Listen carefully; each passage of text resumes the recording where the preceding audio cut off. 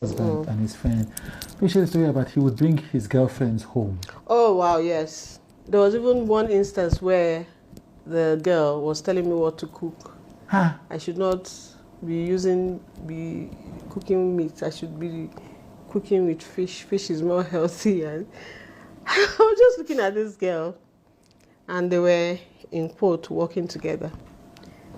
And she would always come to say, oh, this is not right, you shouldn't do this, Obviously, I came from Nigeria now, so this is not right, you shouldn't do this now, this is not how they do things here, this is not how they do things here. And then I'll be looking at my ex to, intervene, and he'll be like, yeah, she's right.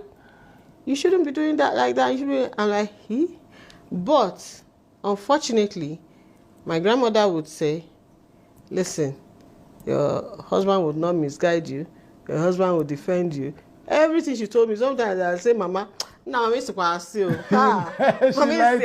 Man, you lied. You see this life, all those things you taught me, lies. Yeah. Rubbish. But I know that in her time, it was one of those things, there wasn't deceit and all that. So yeah, he would, and obviously I wasn't confront him, I didn't even know my right from my wrong. That's the thing. For him, it was his second marriage. For me, it was my first. Right. So you were not sure if you were the one that had the issue. I wasn't even like, is this how it's done? Who am I going to ask? I don't have a close bond with my mom, so she's not like the mother figure per se. And my grandmother that taught me all those things, I would have been asking her, Mama, how can you say that this, I ask her though, because many times I always have, when I'm having those conversations with myself, I do. And I always say, where did I go wrong? What didn't I do? How didn't I try to make it work? But then, you can be the right package in the wrong address, and there's nothing you can do about it. And that's why when I talk, I always say, try and find out the person's background, family background, and know if it is something you can handle. Now, growing up with so much love and meeting somebody who does not know how to handle love, who did not grow up with such love, it can't work, because I'm sure at a point, maybe things I was doing was irritating, like, why are you doing this? I remember when I came to the UK, we have a washing machine, but Victoria, I've never said this thing before, it's so embarrassing. But we have a washing machine, but because some of his shirts are very, I just feel that, that neck part, I need to wash it well. I was washing with my hands though, for at least maybe 2 years, when the clothes started piling, kids' clothes and everything. I'm like, no, I can't be doing this. Let me use the washing machine. But even at that, it's not every kid's clothes I'll put in the washing machine, because either I don't want it to shrink or something. So putting things in the bucket, putting detergent, bleach, washing, for me it was fun. I grew up with that, But he'll come and say, you're just wasting time. Just do this. I'm like, no. At some point, no person tell me that, Victoria, I put this in for washing machine. If the clothes go shrink, may it shrink. If it tear, Yeah. But then me, I'm like, no, now we can. These clothes from my first son, I can keep it for my second son. Yeah. And I was just being prudent, and I thought I was just doing the right thing. But I don't have no regrets, no regrets whatsoever, because everything he did, well, I'm sure whoever he's with now will be enjoying the sacrifices I made with him, and I hope he treats her better. Right. But I don't, no regret. You left your career in Nollywood at the time because of the marriage, yeah? Yeah. Because of him. Yeah. And you moved to the UK because of him, yes? And it wasn't a tough decision for you because you were in love? No, because, again, upbringing. Yeah. I've gone to university. What next? Yeah. Now, you've gone to university's career. Yes, then you've gone to university's marriage. Yes. So... Do you regret that now? You know what? I don't regret it, because I have 3 beautiful children. Yeah. I couldn't have... Yeah. I don't. And I always remember that you can't get diamonds in a shop. You have to dig, you have to go through fire and everything. So my kids are like, everything that I went through in the marriage, my kids are like my diamonds. So if you hadn't been physically removed by the police, you would have I wouldn't stayed have, in the marriage? yes, I would have stayed. And honestly, I don't know, because I think it was getting to that stage. Just before we were removed, I did something. You know the full moon. Obviously, I told you I grew up in the village and I believe in all those things. Yeah. So I think I had just do something about this marriage. I don't know how you're going to do it. It's none of my business. If I don't live alive, one person will live dead.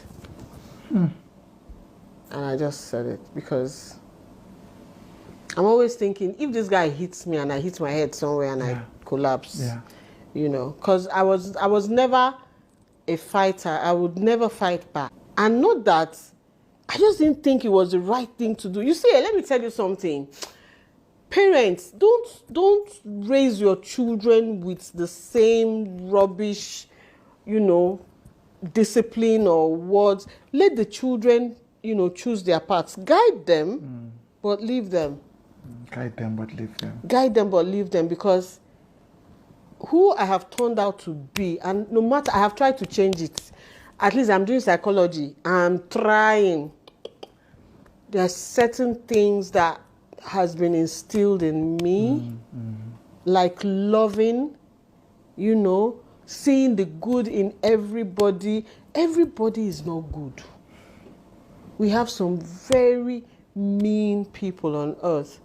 But my grandmother would be like, forget the mean side. There must be something good about the person. Focus on that one, and that is what will escalate and become, is not true. It's not true. It's not true. Because somebody can be so mean, and while you're looking for that good thing in the person is seeing you as an idiot.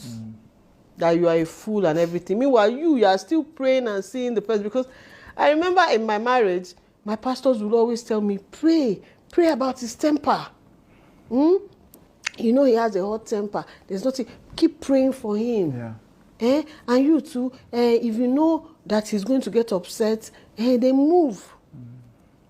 And I tell them, okay, he comes home, maybe he loses a case in court, and he comes home angry. And for no reason, he could just say, oh, why is that thing there?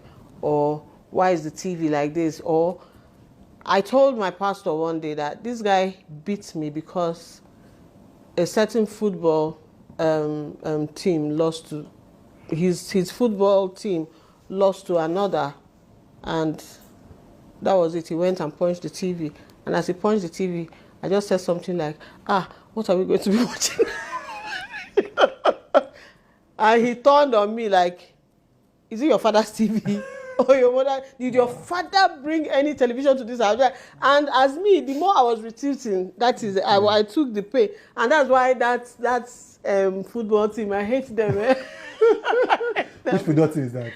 Man U. I hate Man U because the number of beatings when they don't beat me because Man U lose match. So now, even up till today, when there's a football match and Man U loses, I'm like, hi God, thank God. Today would have been that is a beating day. Even my son knows, and my son will be laughing. We'll just laugh about it like, hey. Yeah. If not, the beating where we for collect today. So did you find the eventual courage to even start speaking out about it? Since the conditioning took a long time to wear off, how did you find? I think I needed to heal because the abuse didn't stop. It still continued in a different way, and he felt, because he would always tell me, oh, you're the one who is the actress. You're the one who people know. Nobody knows me. So if you go telling people your business, they're just going to hate you. And, to be honest, nobody really cares. And for a long time, I just had to go around with nobody cares, nobody cares, nobody cares. Because obviously this country is new, it's different. But after a while, I'm like, I think it was during that COVID period where we were all at home now. Okay, now boredom setting. And he still continued to do things. And I'm like, this guy, are you okay? So one day, I think I went on someone's live and I mentioned it. And then after the live, the person said, Victoria, you can actually talk about this, you know. Right. And I'm like, yeah, really? So that was it. And I started talking. And as I was talking, I was kind of feeling relieved. I was kind of getting some healing. Yeah. But the more I talked, the more he intensified the, oh my God, the abuse. It was, you know, I would just think to myself, like, we're not living together.